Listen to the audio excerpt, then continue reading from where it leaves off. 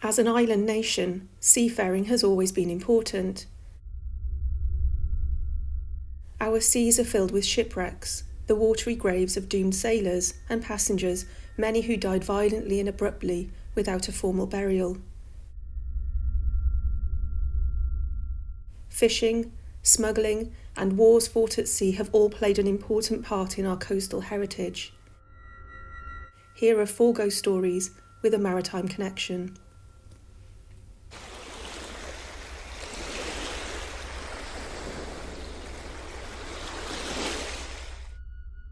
Between 1967 and 1991, the pirate radio station Radio Caroline broadcast pop music to the UK and Holland from international waters off the coast of the UK.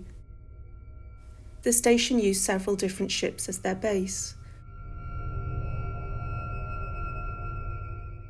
One ship the illegal operation broadcast from was a former Icelandic trawler called Ross Revenge. Built in 1960, she served as a commercial trawler for the Ross Foods Group and took part in the cod wars of the 1970s. In 1976, she landed a record-breaking catch of 218 tons of Icelandic cod at Grimsby. After she was decommissioned, Radio Caroline bought the vessel and refurbished her as a radio ship, adding a 91-metre antenna mast.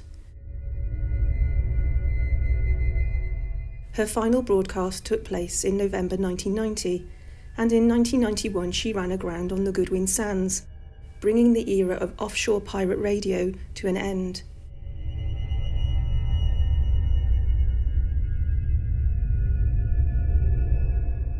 The ship was salvaged and is now maintained by a group of Radio Caroline supporters.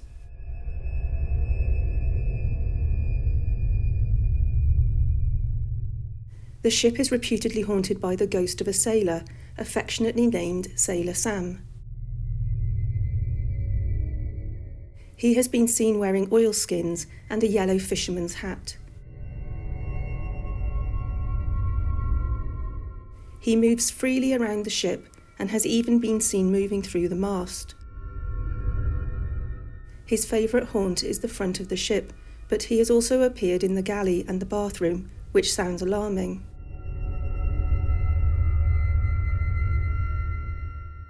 Generally, the crew felt the apparition was harmless, but some individuals, understandably, were nervous.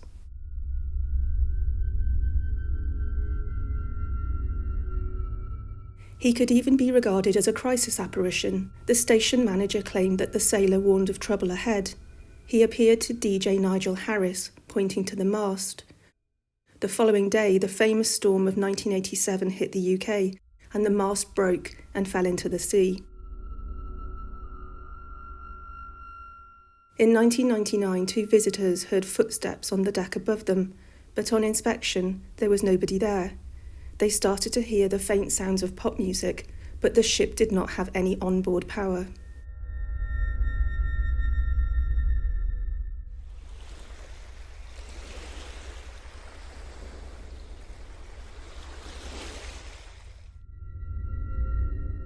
HMS Eurydice was launched in 1843 as a 921-ton, 26-gun frigate.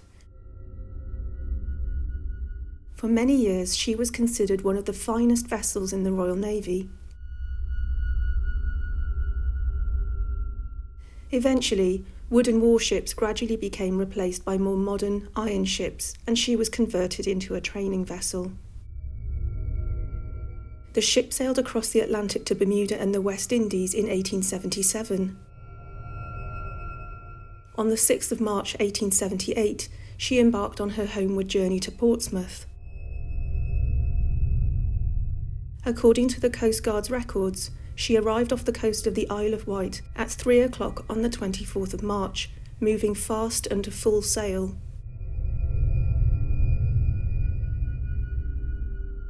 "20 minutes later, a sudden, heavy storm with blinding snow engulfed the region.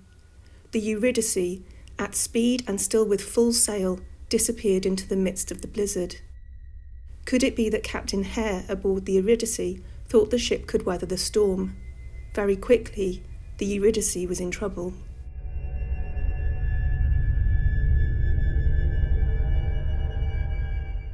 The ship toppled onto its starboard side, where the sea entered through her open gun ports. There wasn't enough time to launch any of the lifeboats, and most of the crew were below deck.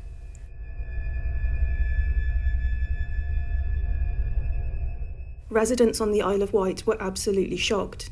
In around 15 minutes, the storm had passed and the wind had died down. Only the mast and upper sails and rigging could be seen. Of the 300 people on board, only 2 survived. Many of the crew would have died from exposure in the icy cold waters. Sadly, bodies began to wash ashore and many were impossible to identify.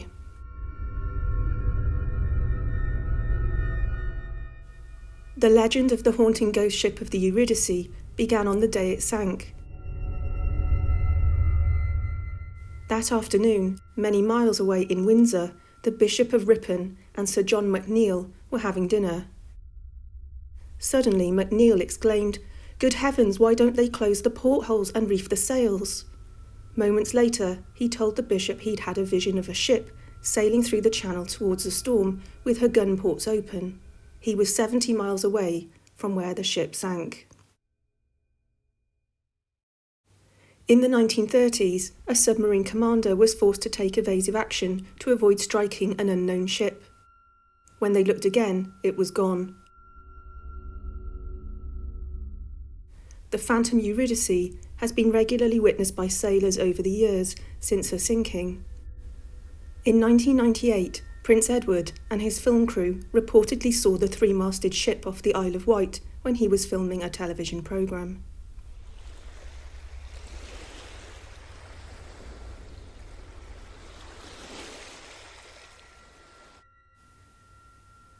Dating from the golden age of the Dutch East India Company in the 17th century, the Flying Dutchman is probably the most well-known aerial phantom ghost ship. Doomed to sail the seas forever and allegedly never able to make it to port, stories began circulating in the early 1800s. According to legend, Captain Hendrik van der Decken, when rounding the Cape of Good Hope, encountered such terrible weather that he was unable to progress any further. Being a stubborn and determined seafarer who boasted of fearing nothing on this earth, he made numerous attempts to round the Cape, ignoring the desperate pleas of his crew to seek shelter in port. Cursing and angrily waving his fist, the captain declared that he would round the Cape even if it took until Judgment Day. The ship sank with only 1 or 2 survivors.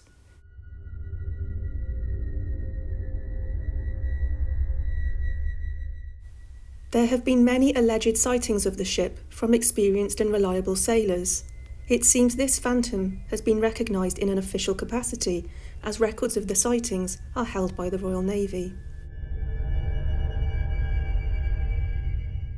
King George V witnessed the ship when he was a naval cadet, just off the coast of Australia, together with 12 other witnesses, including his brother.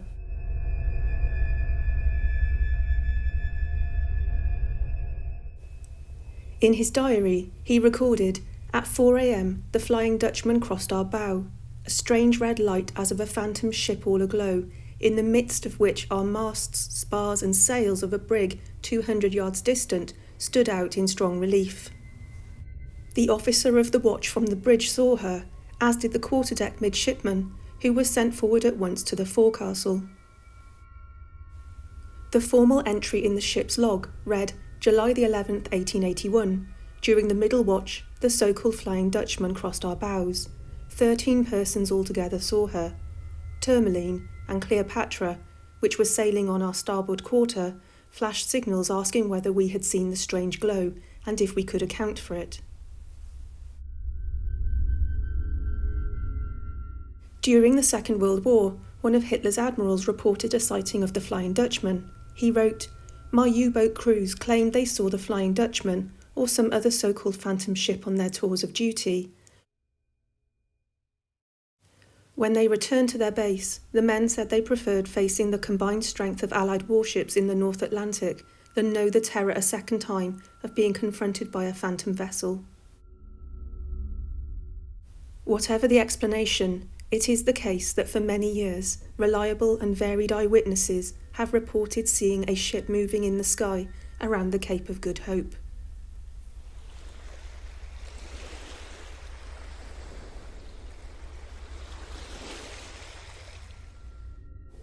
The deeds of the Lord Nelson pub in Hastings go back to 1746. Hastings has a rich history of fishing, with the ancient trade being the backbone of the town of Hastings today. The old town fishing community has always been caring and closely knit.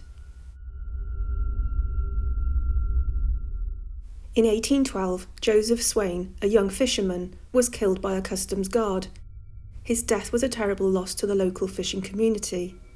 At that time, fishing was able to provide a cover for smugglers returning to shore, and frequently fishermen were offered money to bring in smuggled goods. Sometimes smugglers would disguise themselves and their vessels to look like fishermen in an effort to dupe the customs officers. Eventually, the customs staff realised they were being tricked, and a new rule was brought in. Anybody caught impersonating a fisherman and smuggling goods would immediately be shot. This deterred some of the smugglers. However, with the amount of money they'd receive for their illicit goods, many smugglers still continued under the cover of darkness.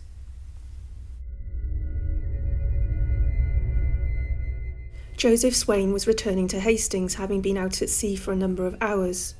As he approached the beach in his small boat, the customs officers assumed he was a smuggler and shot him dead. Shortly after this tragedy, the customs officers were denied the authority to shoot suspected smugglers, as it was quickly realised that the Hastings fishermen were economically too valuable to lose. Staff and regulars at the Lord Nelson have seen the ghost of Joseph Swain, who was killed nearby.